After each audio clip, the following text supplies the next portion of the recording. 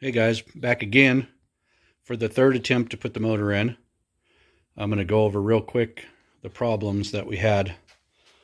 This flywheel right here, which is the correct weight and bolt pattern, was rubbing up against the separator plate. And so we had to buy some spacers. We got a spacer in there, so we're good there.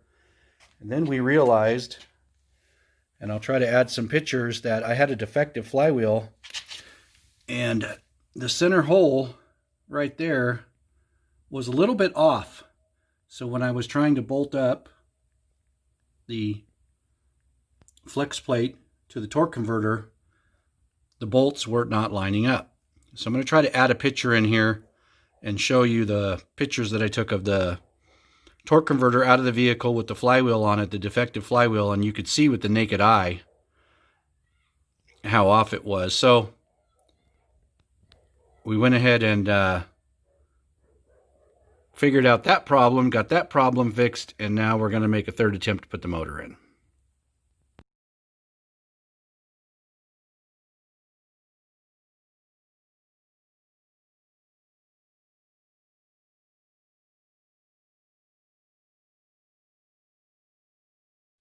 Okay guys, I'm working by myself today, so just a little bit sketchy video here.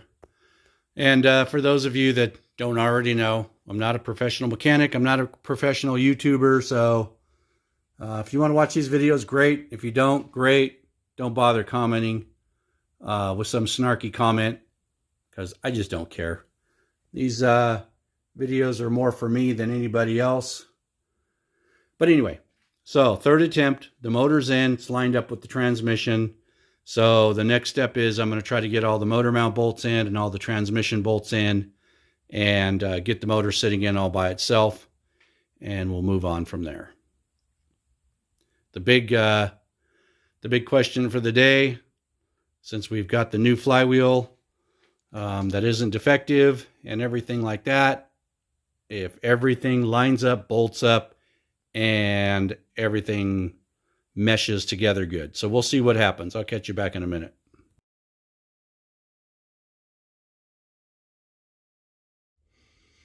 Okay, here we are.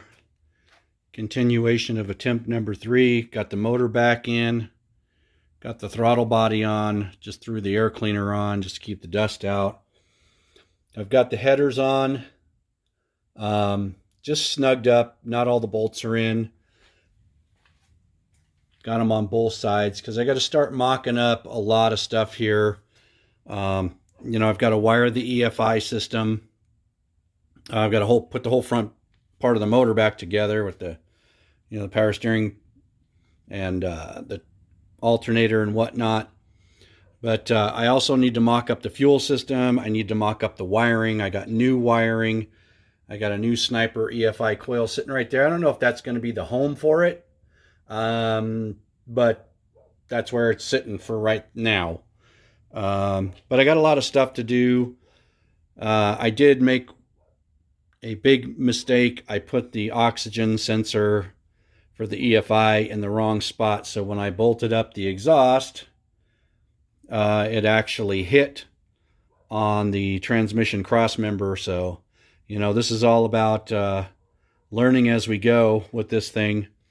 And I pushed the exhaust up when I had the oxygen sensor, when I drilled the hole for it and everything.